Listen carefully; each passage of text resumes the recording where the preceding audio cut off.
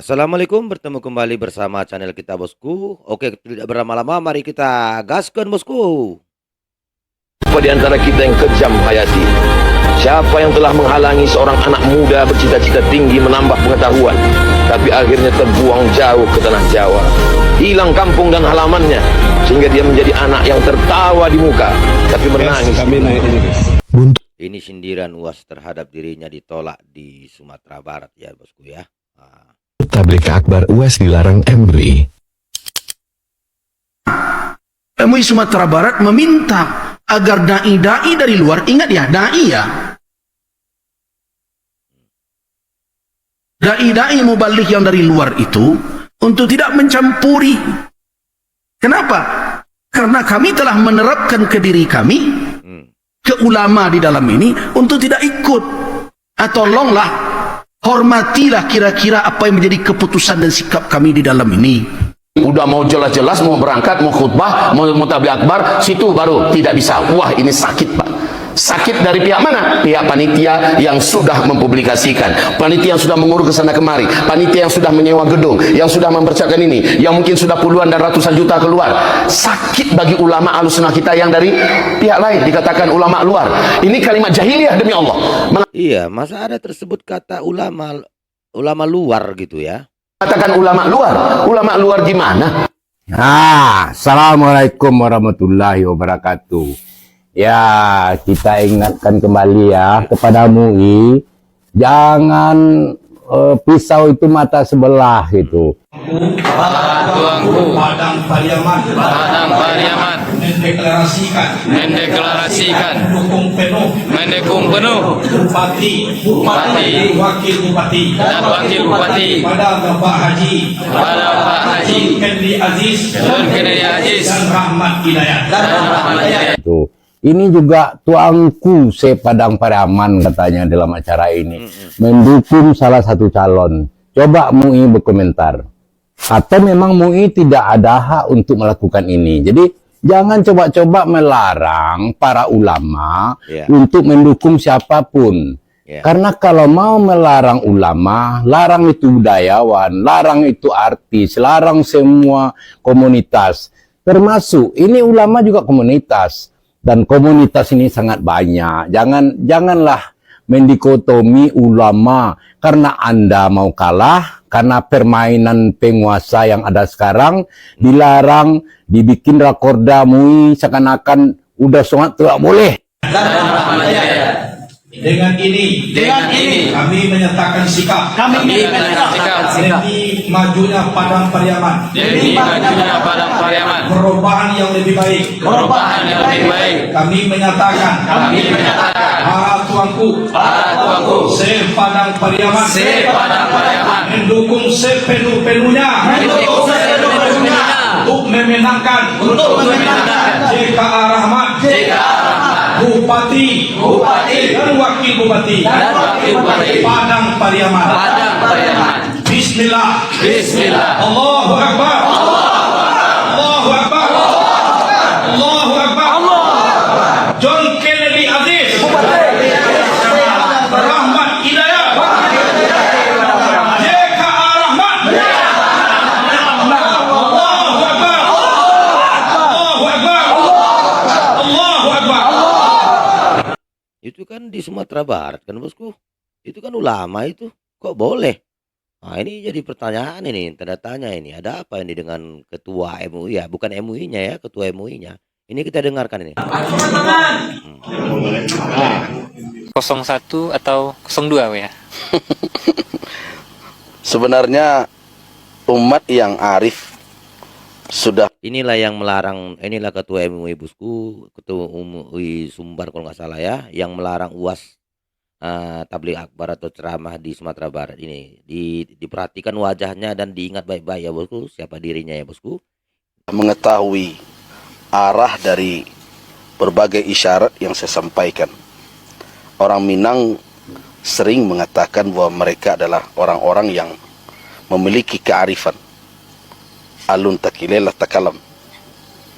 Tentu mereka tahu kemana arahnya.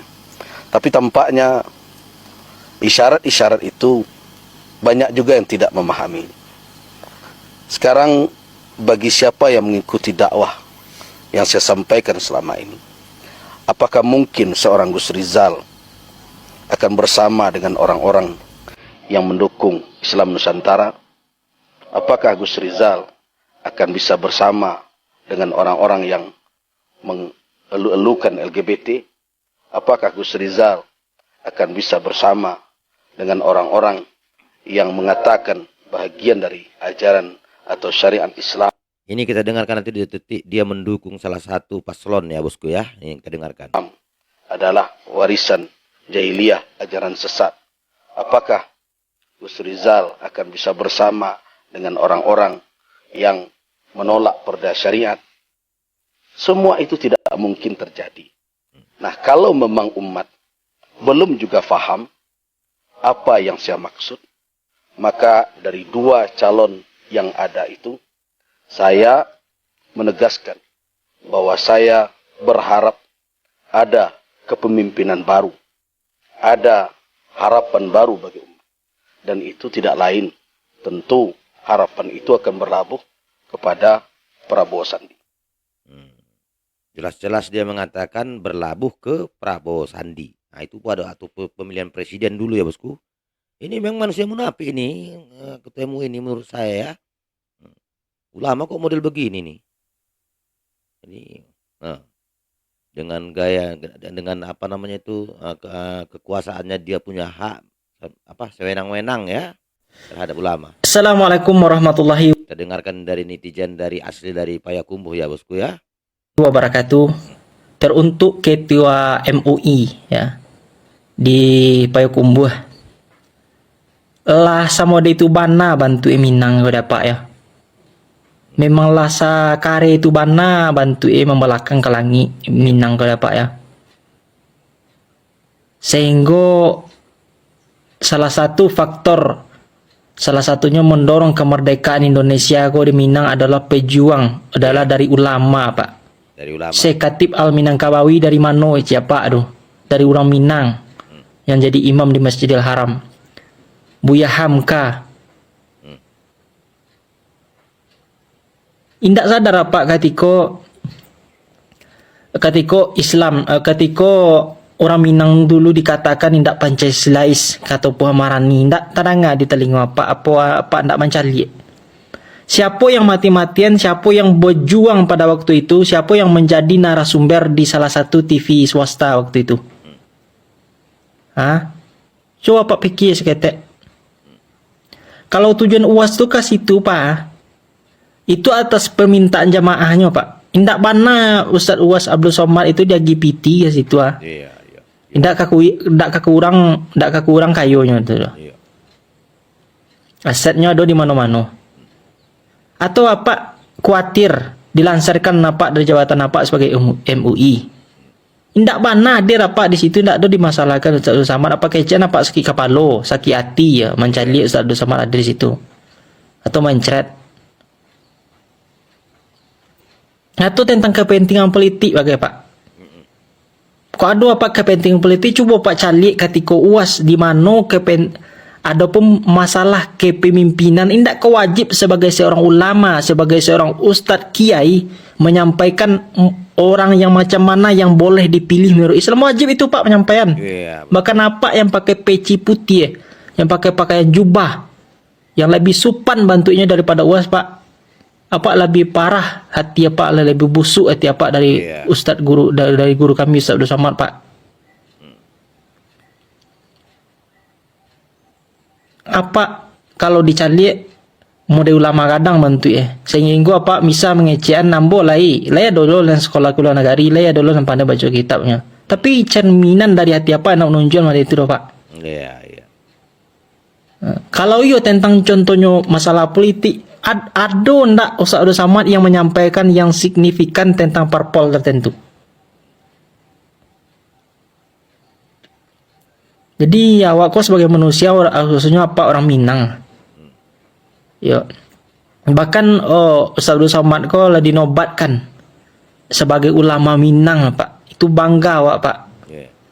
Atau apa merasa tersaingi dengan karir Ustaz Abdul Samad, jadwal apa kurang, jadwal khatib Jumat apa kurang. Atau selama bulan puasa Pak dah dapat jadual lah ketika Ustaz Abdul Samad datang ke situ. Tak boleh mana itu dah Pak, yang main naikkan harga marwah awak, harga diri awak depan Allah Pak.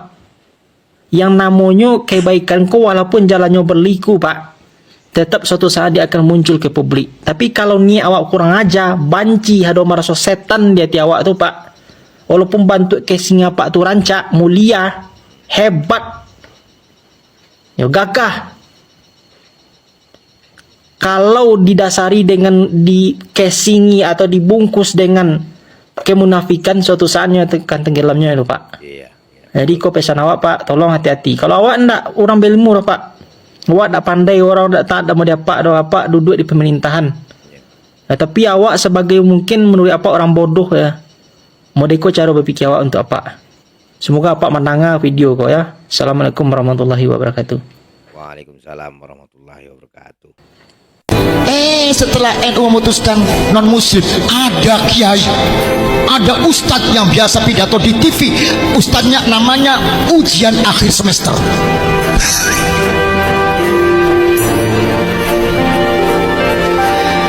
Ustadz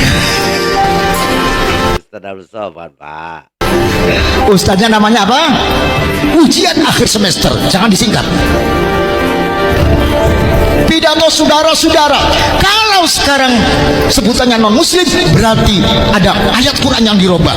Dulu Qurannya qul ya ayyuhal kafirun, sekarang qul ya ayyuhal non muslim. Oh, berarti HTINT. Udah gitu saja. Oh, yang nggak pernah ngaji, preman lontong, tukang minum tua pun membuli Ustaz Abdul Somad. Beliau tuh ahli hadis, sekolahnya di Maroko, masternya itu master hadis. Bersama dengan ulama kita Ustaz Abdul Somad, Masya Allah, saya berjumpa dengan beliau sekira 2013 Ustaz ya. Kalau saya nggak salah 2013. Dan saya masih ingat ketika saya datang ke kajian subuh beliau, itu yang datang 30 orang, Masya Allah, 40 orang. Tapi dari situ pun saya sudah tahu ini ulama luar biasa. Maka saya sempat mengatakan pada waktu itu, seandainya kalau saya pergi ke Pekanbaru, nah kalau saya tinggal di Pekanbaru, pasti saya datang ke tempat beliau setiap hari untuk menimba ilmu. Saya mohon maaf kerana mungkin apa ucapan-ucapan saya tidak sebagaimana bernasnya ucapan-ucapan Tuan Guru Ustaz Abdul Somad. Memang modal saya tadi banyak, tapi bila sampai tengok masjid begitu besar, 50% hilang modal saya. Terkejut tengok besarnya masjid, tinggal 50% modal mau bicara. Jumpa pula Pak Ustaz, hilang terus, habis licin. Jadi saya omong kosong saja malam ini, insyaAllah. Apapun yang terjadi ya bosku mengenai ulama kita tak boleh dilakukan begitu, persekusi namanya itu bosku. Jadi kepada seluruh masyarakat Sumatera Barat berpikir yang cerdas ya bosku, menyikapi fenomena ini terhadap ulama besar kita yang dilarang ya tabligh akbar karena diduga karena berunsur politik katanya. Siapa bilang ulama nggak bisa berpolitik? Itu Imam Bonjol itu dari Sumatera Barat, itu ulama itu. Nah, pejuang itu. Kalau pejuang identik dengan politik. Nah, jadi berpikir cerdas saja lah ya bosku. Ini ada unsur sesuatu ini sama MUI ini, tapi kita nggak tahu apa itu. Oke, demikian dulu reaction kita kali ini bosku. Komen yang cerdas dan beradab di channel ini agar channel semakin berkembang. Demikian dulu. Wassalamualaikum warahmatullahi taala wabarakatuh.